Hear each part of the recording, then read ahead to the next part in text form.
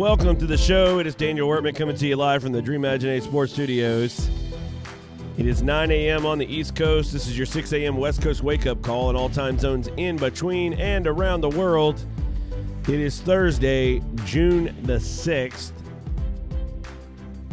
Last night, the U.S. men's national team, the senior team, lost 1-0 to Jamaica in a friendly. Didn't look good. One of the things that is clear to see, if you look at the U.S. national team program, there's not a lot of depth. And just to kind of put that into perspective, and we've talked about this before, but, you know, when you watch a game like last night, you see it become more evident as well. And that is, last year at the World Cup, our best player, of course, we were not at the World Cup, thanks to a failure in the fall of 2017 to qualify against Trinidad and Tobago. But last year at the 2018 World Cup, Christian Pulisic would not have been in the starting 11 for France and likely would not have even made the squad, the 23-man squad for the World Cup. And he is our best player at this point. That's how far behind we are. Our best is not even in the 23-man squad for France.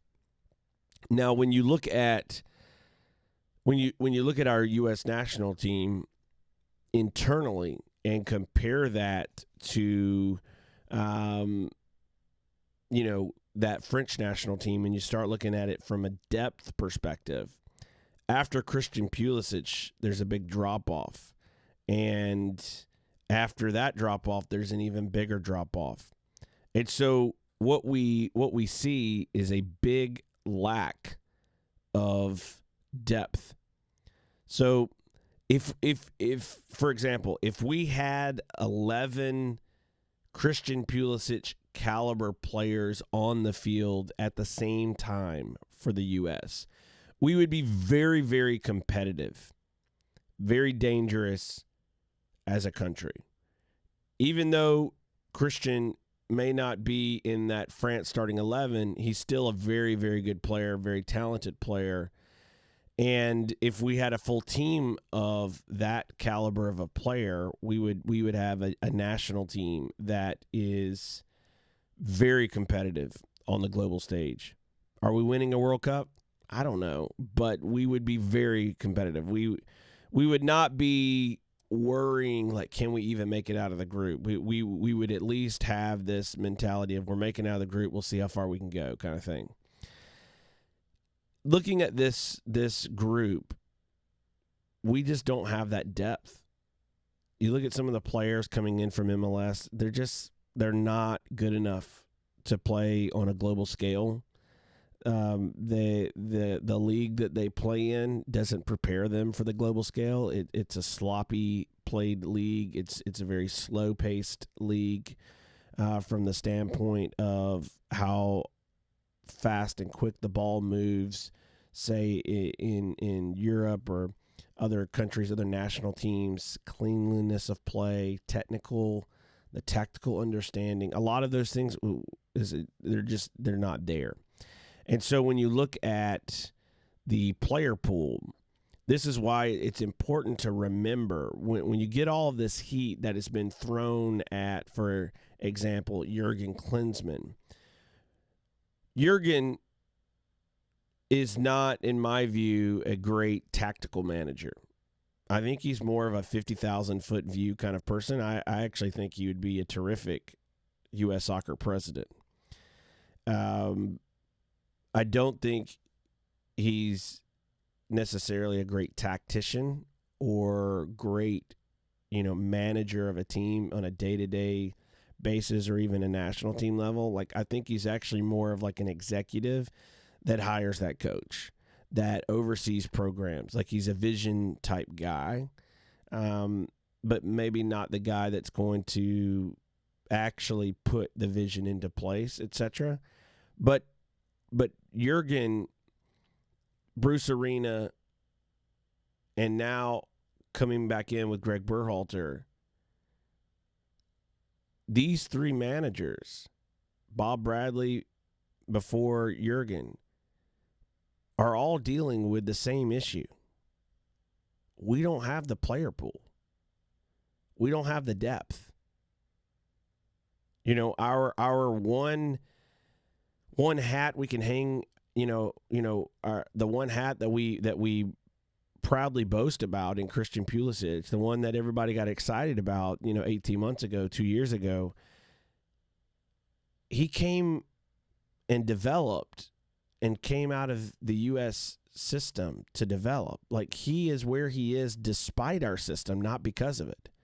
He didn't come up through MLS academies. He didn't come up through MLS. He left. He left at 15 and went to Germany. He got out of here. The best way to think of it is he escaped American soccer in order to become a really good soccer player. And that is an indictment on our system. And you can try to paint it with any brush you want to paint it with. You can be an apologist for U.S. soccer. You can be an apologist for MLS. But the truth is that our player pool doesn't have the depth that it needs because our player pool has primarily been domestic based, and our domestic system isn't good enough. It's not churning out Christian Pulisic caliber players, much less a Messi or a Ronaldo. So, when you look at all of that and you look at the depth or the lack of depth available to the national team and the national team program, you have to really start to wonder, where does this change come from? What can we do different? When we look at the Netherlands, for example, we see some really good young talents. Frankie de Jong, Matthias de Ligt, however you want to pronounce it. I'm not Dutch, and so I'm sure I just murdered your name, and I apologize. I hope you still come to Barca. You see one of the top defenders in the world right now, Virgil van Dijk at Liverpool. You see some really good players, and there's more on the way. One of the things that they looked at themselves at after struggling in the Euros, struggling with World Cup qualification, is they kind of re-examined, what are we doing on the youth space? What are we doing to prepare players, to train players, to create and develop quality footballers? So they started changing some of the things that they were looking at. Dutch football has always kind of been known as kind of the Swiss Army knife type of footballer, meaning that they're very technical, total football. We're just going to play anywhere, wherever. But one of the things that they diagnosed in themselves is we also need to start to look at developing players positionally. And so they've started to do some of that. They've started finding players and developing players with a certain positional mindset and training them based on that positioning. And they're now, like, even at 15, 16, there's some really, really top talents coming up, and everyone's, looking to the Netherlands as like, hey, there's a generation of players here that are going to be really good.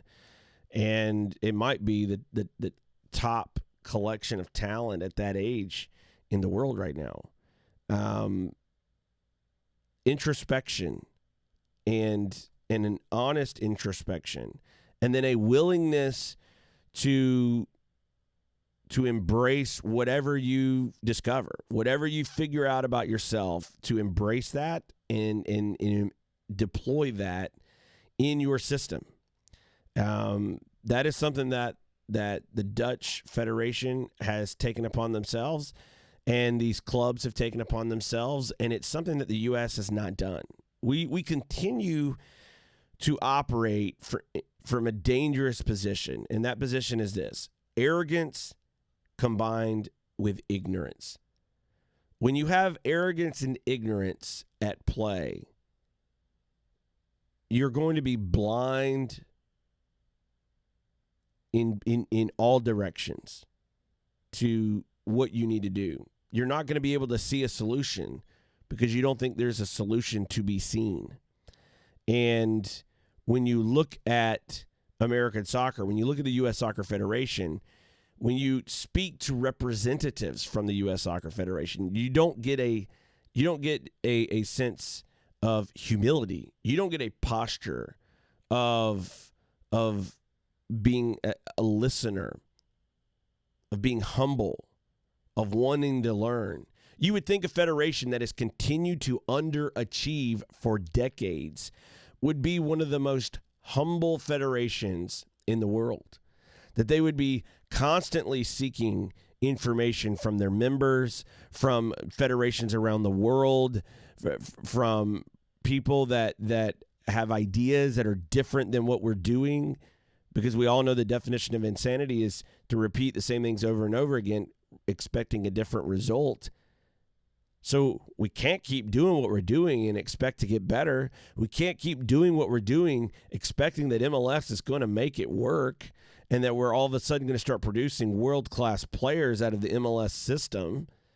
It hasn't happened so far. It's not going to happen because we're repeating the same things over and over again, expecting different results. It's not going to happen.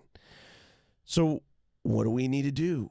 What should our posture be? Our posture should be a learning posture. It shouldn't be arrogance and ignorance. It should be willingness and eagerness to learn, to embrace, to say, look, we don't have all the answers. So let's open our system to everybody and let the best ideas win. Let the best organizations win. We don't have all the answers. We're not going to play gatekeeper. We're going to create highways. We're going to create an interstate system for soccer in America. And we're going to just say, look, here's the roads, here's the paths. They're all open. No tolls. Get on the road and drive. Drive your club. If you're a player, drive your career as far as you can take it. And you get all the opportunities. You take all of the opportunities. You make it happen for yourself. And wherever the chips fall, whatever happens, that's what it is. We're not going to ensure or try to make certain outcomes. We're not going to guarantee outcomes, which is what we're doing now. We're not going to do partnerships with clubs that are or organizations, companies that are selected, get exclusive access. We're not going to do that anymore. We're going to say anybody can come in. Anybody can play. Anybody can be a part at the highest levels of the game because we don't have the answers. It works around the world, so why not try it here? It works around the world, so why not embrace it here?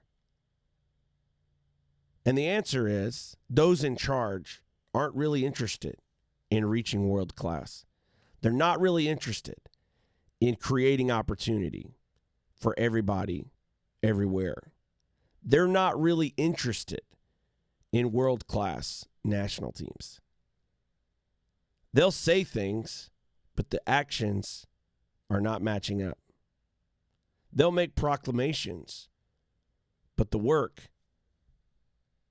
isn't evident. The only way we fix this is to empower every person in this country to dream big, work really, really hard, and the accountability of your results, i.e. sporting merit, take precedent. Until we're in that arena and into that system, we are going to have chaos and dysfunction. We're going to have leagues warring against leagues, organizations warring against other organizations. It is a mess in U.S. soccer, an absolute mess. And I don't care what they try to say. Anybody from the Federation or Major League Soccer, they may try to say, oh no, we've got this. I'm telling you, if you start looking into U.S. soccer, the national landscape, your head's going to spin. And you're going to learn about one lawsuit after another. You're going to learn about one conflict after another. You're going to learn about one dysfunction after another. And you're going to realize very quickly that things are much worse than the public has been led to believe. And so our national team 1-0 Jamaica, not surprising. It is what it is. So I'd like to thank Chris Kessel for stepping in today, for coming on the show. Mike Rich had an emergency, unable to join us today.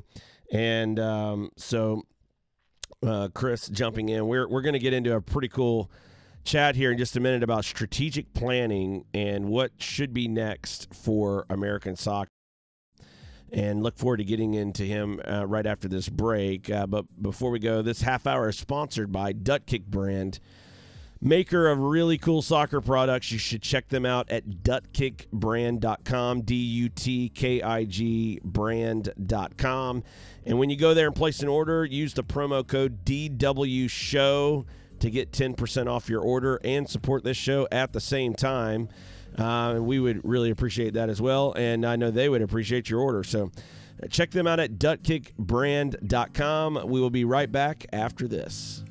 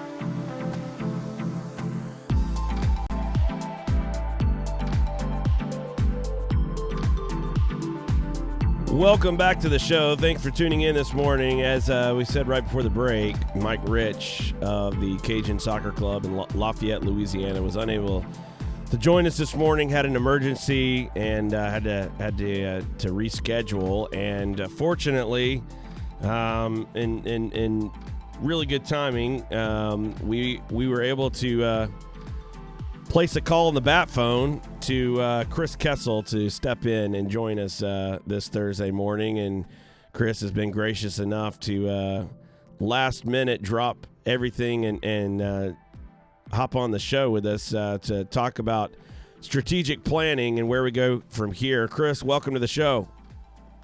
Well, thanks for having me. Super substitute. You bring me on at the end here to get a goal when it's needed. You know how it works.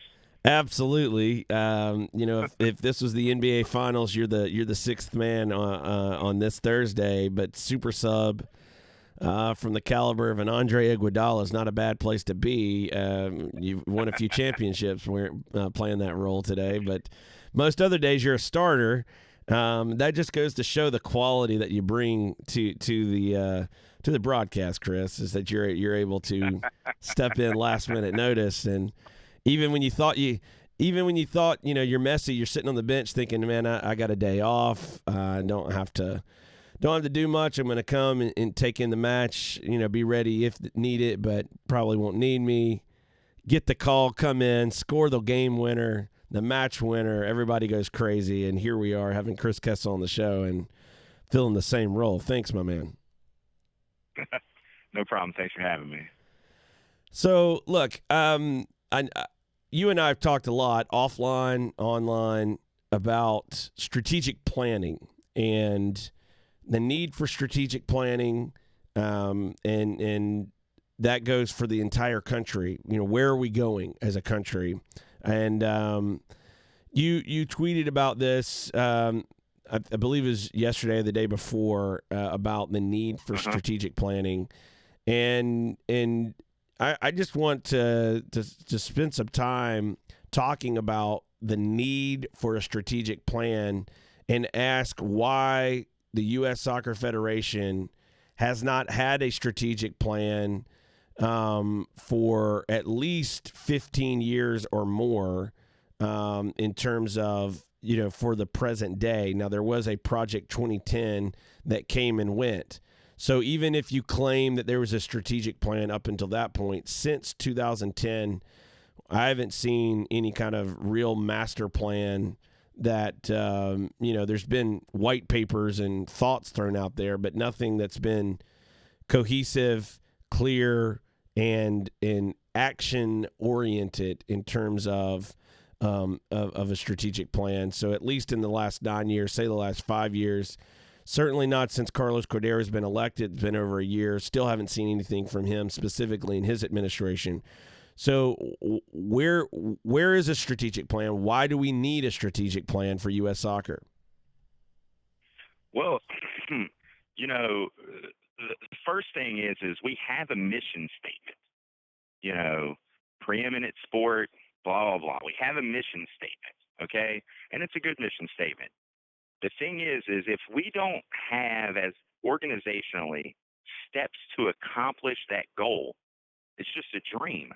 So basically right now, U.S. soccer is operating on a let's dream and hope it happens. That's our plan.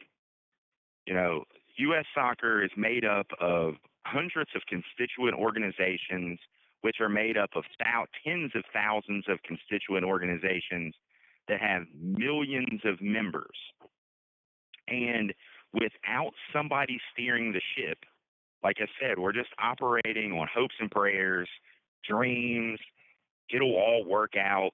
And without somebody because what you need to do, I think that your listenership is smart enough to know that, you bring together all of the relevant organizations or lots of relevant organizations that represent the full spectrum of people involved in U.S. soccer, and you sit down and you work out, okay, this is the plan to get to where we want to go, which is to make soccer the preeminent sport in the United States. And then we say, okay, that's how we're going to get there, or that's where we want to get. Now, how are we going to get there? And as soon as there is a plan in place, which is what, it's strategic planning. It's exactly what it is. And then we're going to say, we then have metrics and benchmarks that are laid out, perfectly spelled out. We're going to get here. This is how we're going to get there. Then every member organization of U.S. soccer can go, okay, our job is now to help facilitate this overall growth, because as a member, that's what we're here to do. We're not here to just be, doing our own thing, and it's not the Wild West anymore. And we're all rowing in the same direction. We're pulling in the same direction. And we don't see the drop in participation that we're seeing, drop in registrations, which is happening on the youth and adult side on the amateur space. And we probably, start to see the growth that is necessary to be the preeminent sport in the United States. And I really noticed, so I guess if you're not in the policy wonk kind of area of soccer in this country, you might not have ever noticed that there's not a strategic plan. I worked for a couple really large nonprofit organizations that are kind of similar to how U.S. soccer is. I was a 4-H agent, and then I was with the YWCA, and they're kind of similar to how U.S. soccer is. It's, a big national office and then tons and tons of members all across the country. Both of them have millions of members, just like U.S. soccer, and thousands of locations. Sorry about that. I'm standing outside since it is the, on the, hurry. I don't have a bunch of traffic driving by. But the without direction from the national office, everybody would have just been doing its own thing, and there wouldn't be a push to accomplish these big overarching goals that the organizations had. And when I got involved with West Virginia soccer, I wrote a blog post about it after my very first, well, no, not my first. I went to a couple meetings, and it took me a couple to kind of realize what was going on. But the first time I went to a meeting for West Virginia soccer, a board meeting, and we were talking about what are we going to do? How are we going to solve this? How are we going to do that? Where are we going forward to? And every meeting since then, it's either been a board meeting or I just went to a planning meeting last weekend at State Cup, and it was the same thing. We were trying to figure out how we fit into the space of soccer in this country and where we were going to go. We had no direction. So it was up to us to pay attention to what everybody else was doing, whether it was our neighbor states, U.S. youth soccer, U.S. adult soccer, USASA, how U.S. club and all of the regional leagues and just everything around us was moving and shifting. And then how do we continue to best serve our members? Because West Virginia soccer is nothing without its members. So we were trying to have to figure out how we were going to be able to best serve our members organizationally by looking at what everybody else was doing, and nobody else was working together to have a plan for either adult soccer or youth soccer, and especially with all these competing organizations, and it makes it really, really tough. Obviously, West Virginia soccer isn't big enough that we can shift the national narrative of how youth soccer or adult soccer is going to work. So, I mean, we are at the whim and mercy of everybody else. And without leadership from above, what's, PA East doing and what's EDP doing and what's so-and-so doing, without somebody above that really setting the direction, the tone and tenor of how the sport's going to work in this country, we're just out here trying to navigate a flawed, random system, just like parents and just like coaches and just like players. And you can't have leadership in this country at this, state level, the big leagues, even the regional league level. You can't have, all of us out here trying to navigate this shifting system every year and come up with long-term plans when we can't have some sort of certainty of this is the direction everybody's going and that we want to go as a country. And that's what U.S. soccer needs to do and has to do if we ever hope for things to change and get better. And that's just leaders showing leadership. So question. Are you going to bring okay, go ahead. Yeah, question on that. You mentioned about the people to bring together for that original strategic plan. So if you bring together the current stakeholders and the current members and representatives, which you would have to imagine would want to be in that room, and just to name some of those names: U.S. youth soccer, U.S. adult soccer, U.S. club soccer, USSSA, AYSO, state associations. You start going down the list: Major League Soccer, USL, NPSL, all these stakeholders. They are all a part right now of a dysfunctional mess. What reason do you have to think that if you put all those people in the room that they would all vote against themselves? Because the path forward, the strategic plan that needs to come forward is going to require changes to every one of those members in the way that they operate in order for us to get things going in the right direction. So what confidence do you have that if all of those people were put in a room that we would come out with anything different than what we have today?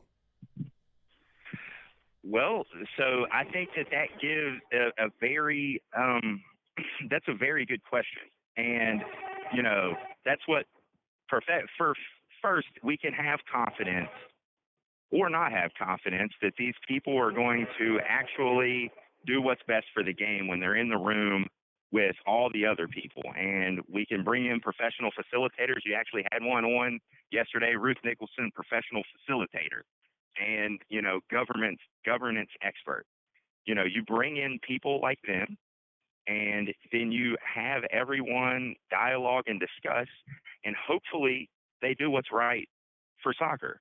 If they don't, and they can't develop a plan, and they can't come with a path forward, as we've talked about many a times, then it puts it out in the open, because they'll come up with a document, and they'll come up with a strategic plan and a strategic vision. You don't pay a ton of money, to people to develop this, because you have to bring in professionals and outside people and not have something. And when that document is distributed to everybody, then then all of the member organizations can look at it and say, hey, I thought you all were going to give us a plan. This isn't a plan. This is just a rehash of exactly what we have now. And that's nothing. This doesn't explain, goals and metrics that are actual things. Like if you say, hey, we want, if they're just all still random jumbled messes, and they're not, we want to have this exact structure 5 years from now for youth soccer, and this exact structure for professional soccer with this many teams in each of these divisions, and this is how we're going to get there, and this is what we want, and this is the maximum, and this is the minimum, and this is whatever, with these hard goals, then you haven't made an actual and true strategic vision. I remember when I worked for 4-H, they set out and they said, we want to have 1 million kids involved in STEM programming as, to be future scientists at the end of, I can't remember, I think it was 5 years. They set out hard goals for people to attain.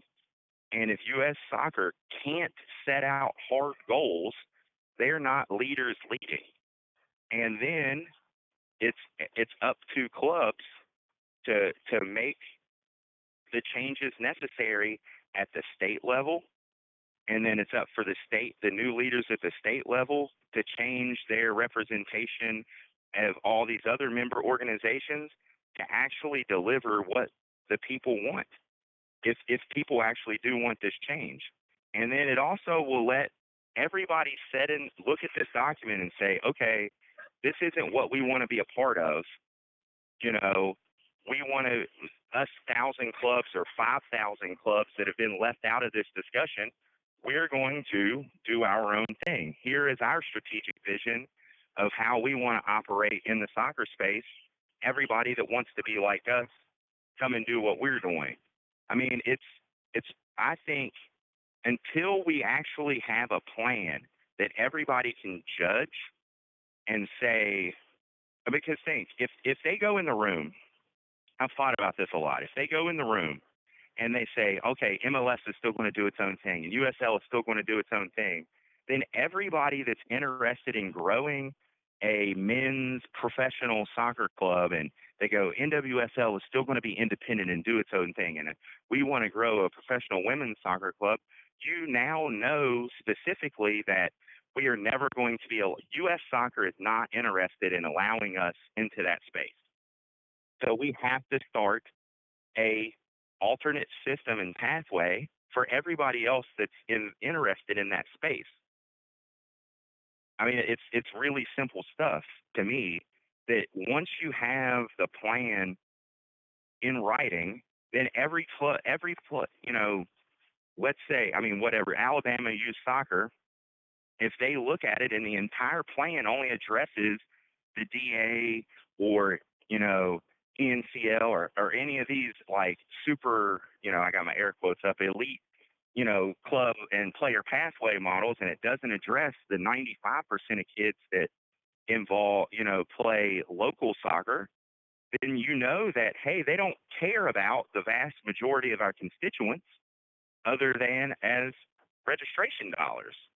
So we need to then figure out how we're going to best serve our players by changing leadership at the state, at USU Soccer, at US Club, at whatever. Because if we can look at this plan and say this plan sucks, they're only there because we allow them to be there, then we have to change, from the ground up how things work and who allows, these decisions to be made. So, looking at the landscape of American soccer, I want to shift just slightly to not the plan that I think would come out of that amalgamation of dysfunction and chaos. I want to look at what the plan should be, what it should look like. Just for the audience, in American soccer, the setup that we currently have is you have the federation at a national level who personally administers a handful of things. One of those is the national team programs. The other is the professional leagues. So that's Major League Soccer, the USL Championship, USL League One. After that, they pretty much go. They also administer the U.S. Soccer Development Academy. After that, right, they pretty much kind of go hands off and have outsourced the rest of their responsibilities and have allowed organizations completely separate from them to come into the space and just basically run wild, do whatever you want. And that is where you've seen U.S. adult soccer, U.S. youth soccer, U.S. club soccer, etc., come in, start to run their own programming, their own licensing, their own everything that has been existing in that space, which is why I have very little faith that if you put all of those people in a room and said, vote against your business, vote against your paycheck, that anything positive would come out of it. So let's back that up. Let's back that up one step. You have to remember that a strategic plan isn't a vote. It's not a vote. The federation and the people that are tasked with making a strategic plan, they just get input from all of the stakeholders. The stakeholders actually don't build the plan. So the federation and whoever they task with making the plan would have final say over what goes in it. What would happen is USU Soccer would sit down and say, hey, they would ask them a bunch of questions like, what are you doing now? Where do you want to go? How do you see yourself being a part of getting us to here? And they would take all this information from all of the stakeholders, and then they would build a plan based on all of that.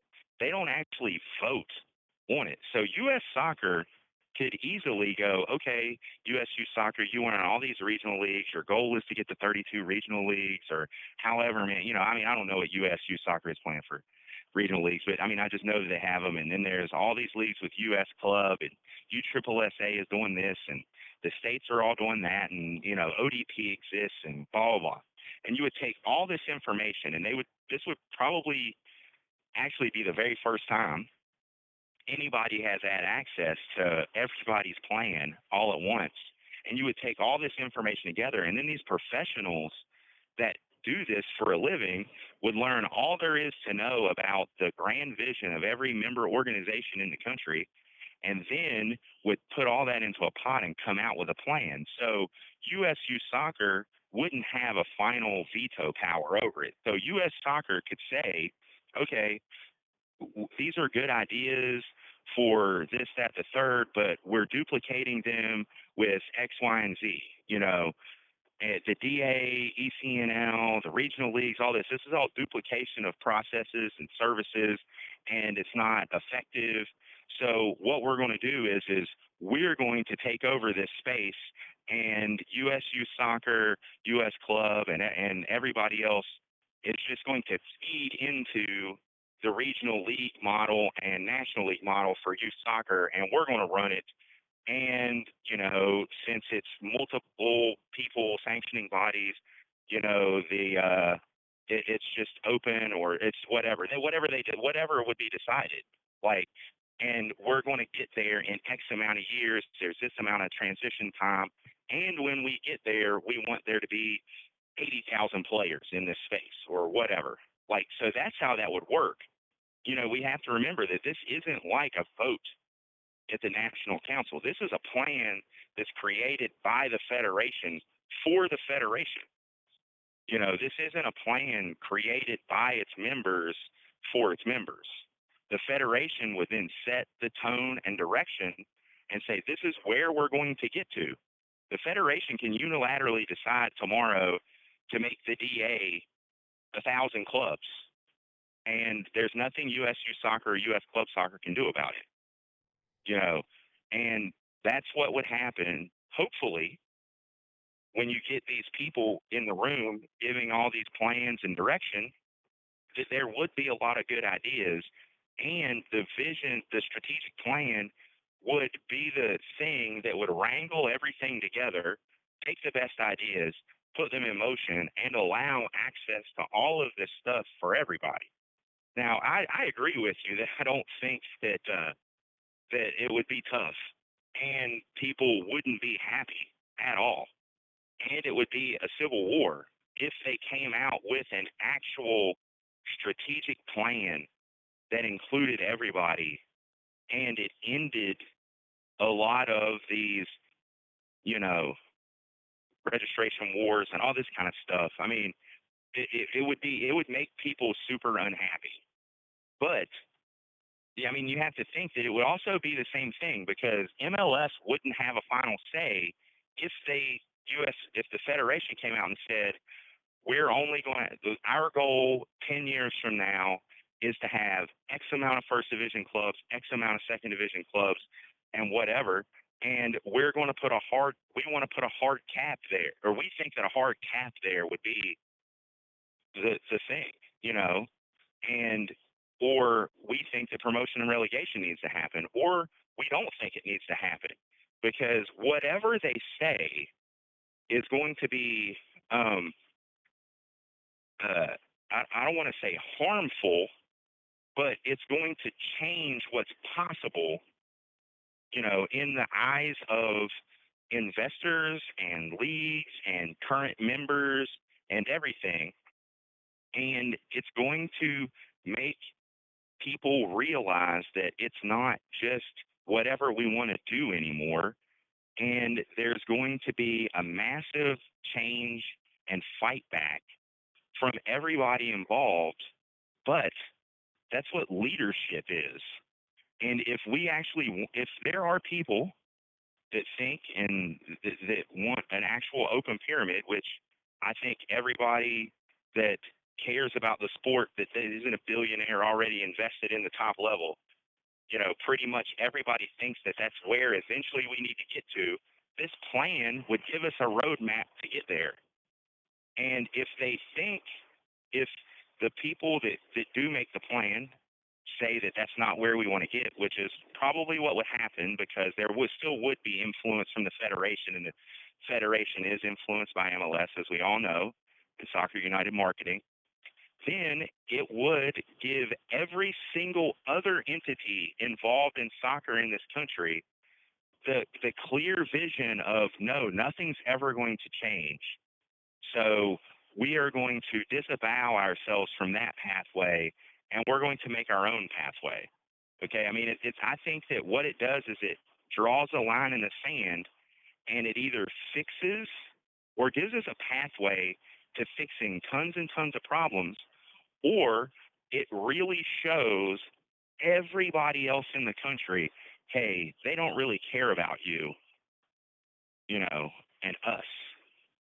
and let's go and try to do something to fix it. Does So that make sense?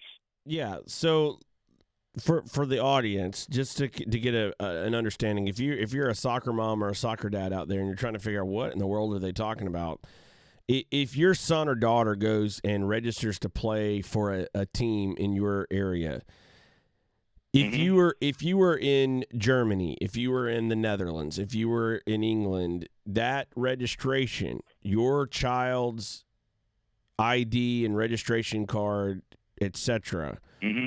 would be registered with the national federation. In Right. America, you don't get registered with the national federation. You could be if you go through the U.S. Soccer Development Academy. But if you're not in the U.S. Soccer Development Academy and you go play for another team in your area, it could be with the West Virginia State Association, which is a member of U.S. Youth Soccer, or if you're an adult, U.S. Adult Soccer. If you Right. are registered with a different club, it could be with U.S. Club Soccer. It could be with USSSA. It could be with AYSO, and all of those registrations are kind of under the umbrella of the federation, but they are not federation registrations. They are not federation Right. ID cards. Right. And so what we have is a massive level of chaos and dysfunction, which has created registration wars where U.S. Club Soccer, U.S. Youth Soccer, AYSO, etc., are all operating their own programming and sanctioning processes. And Right. has created a bunch of competing interest, conflicts of interest in an area that shouldn't even exist. I mean, to me, one of the things the Federation needs to do tomorrow is completely strip all of its national members of sanctioning power, because sanctioning should come from the Federation. It should be a player registration. If I go register my sons to play with a club, their registration should be registered with U.S. Soccer. They should get a U.S. Soccer ID card, and that card carries them anywhere they go to play in U.S. Soccer. Period. Yep. And that club could work with their state association. They could work with another like U.S. Club Soccer to handle programming. So maybe U.S. Club Soccer is organizing some regional leagues. Maybe the state association is organizing a state league, and that club is choosing to register with that association to play in that league. That's one thing. But the players themselves should be registered with the federation. So when you're looking at a strategic plan and trying to figure out a path forward, one of the things that I think is completely backwards in this country is we have placed sanctioning organizations and leagues and other organizations as a middle management or middle layer between clubs and the federation, and have gotten that backwards. Yeah, and that came from inaction by the Federation for decades and decades and decades and decades up until U.S. Youth Soccer started. And what's happening now is we're paying for a lack of a cohesive plan back in the 50s, 60s, 70s, 80s, 90s, early 2000s. We're paying for that now. And eventually, we have to have a plan. Even if, look, I agree with you that, U.S. Youth Soccer and U.S. Club and all these services are duplicative services, and they don't need to happen, and the Federation should be handling all this. The easiest way to stop the registration wars, to me, is for the Federation to handle, instead of running the DA, the Federation should handle all national and regional leagues, because that's what all of these different, services are offering are national and regional leagues with different registration, with different roster building mechanics. That's all that they are. At the end of the day, that's all that they are, because they both offer an equivalent to ODP. I can't remember what U.S. Club's version of ODP is, but they all offer kind of these other services or whatever, but they're secondary to roster building mechanics and regional and national leagues. And that's the easiest way to solve that problem is for U.S. Soccer to step in and handle the building and management of these regional and national leagues. And it slows down the competition. It slows down the registration wars.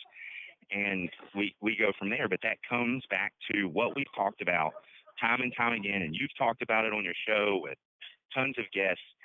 Leaders have to lead.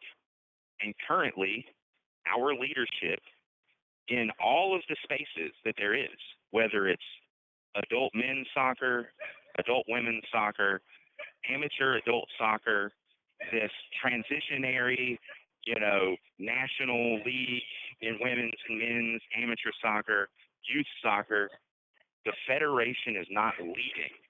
It is allowing, all of these things to exist in, for lack of a better term, the Wild West. It's allowing organizations to just do whatever they want. And there is no cohesive plan. There is no destination, for everybody to build towards. And the federation has to step up and lead.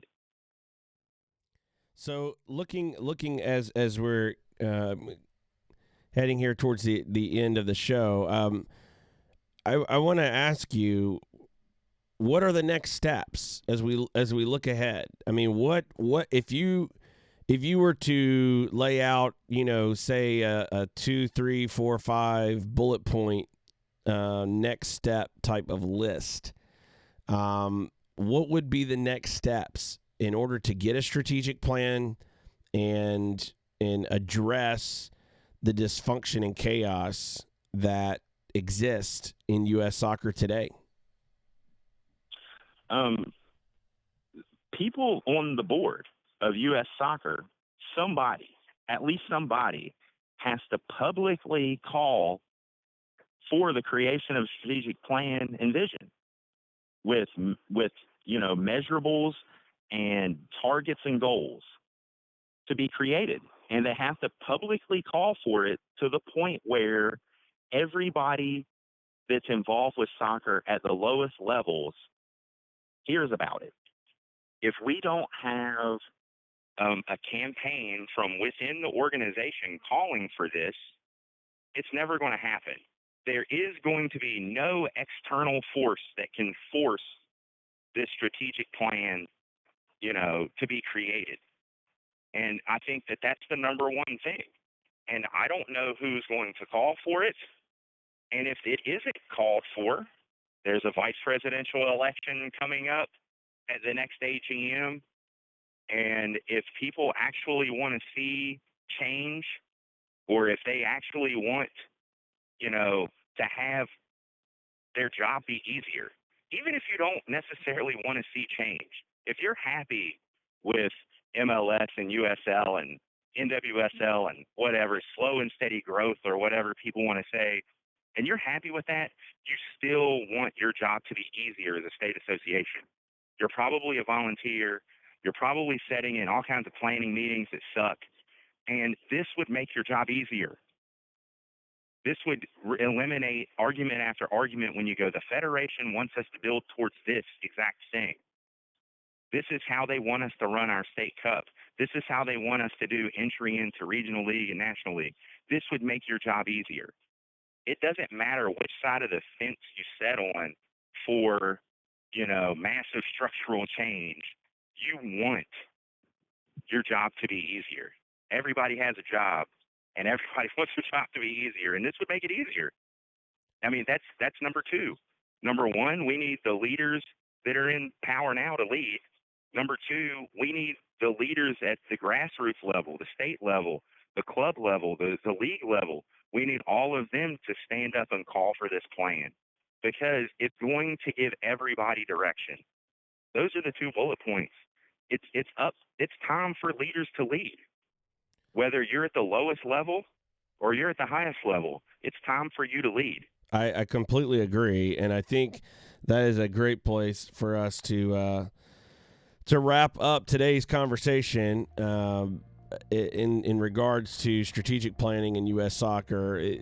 I mentioned at the top of the show about how the Dutch Federation, after having disappointments in the Euros 2016, World Cup 2018, and those cycles, started to rethink what they were doing and in terms of developing players and talents, etc. And, those are the kind of conversations that are not even really being had at a national level. And it comes down to the fact of lack of leadership, which then results in a vision and strategic plan. It goes beyond what you called at the beginning of our conversation today, a dream. A mission statement without a plan is just a dream. And I think that's a great way to put it. And Chris, I really appreciate you coming on the show today and spending some time with us talking about a strategic plan and the need for leadership. And it's time for those who are involved in U.S. soccer in all levels to step up, speak up, and help get us pointed in the right direction. Because right now we are going in a million different directions and nowhere fast. So thanks for joining the show today. I really appreciate you stopping in, filling in. You are beyond the sixth man. You were just a starter that had a rest day, and you got to jump back in. So appreciate you doing that. Well, thanks for having me. I'm happy to come on anytime. Absolutely. That is Chris Kessel of the West Virginia Soccer Association joining us today. I really appreciate him coming on the show and spending some time with us, jumping in and filling in. Thought he had a rest day. Had to get suited up and play. So thanks to him for doing that. The sponsor for this half hour of the show is Charity Water. Learn more about Charity Water at charitywater.org. We'll be right back after this. No one, no man, no woman, no child should ever have to drink green water with bugs, with algae, with disease in it. Bad water and a lack of toilets kills more people than all the wars in the world. We know how to bring clean drinking water right now to every single person on earth. And when you can bring water into communities, it truly transforms them. It changes everything. Right? You could know that you'd made a difference. You could know that you had truly impacted the life of a family, of a community, of a region. There was either clean water or there wasn't. We believe in a world where every single person has clean and safe water to drink, and we will continue fighting until that happens.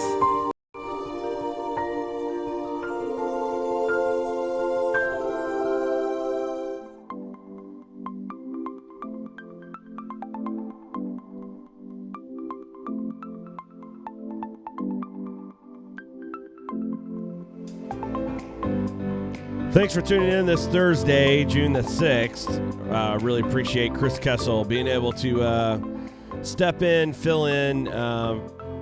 Mike Rich had an emergency, wasn't unable to join us today. We will get him rescheduled and hopefully back on the show soon.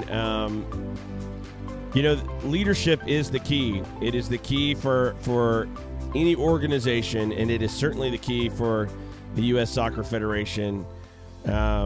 We've got to wrap our arms around our opportunities, our issues, find solutions, work together, and build a better future. We're not there yet. We're nowhere close. But if we ever get it right, we can be the greatest soccer country on earth. Thanks for tuning in today. We'll see everybody again tomorrow. Always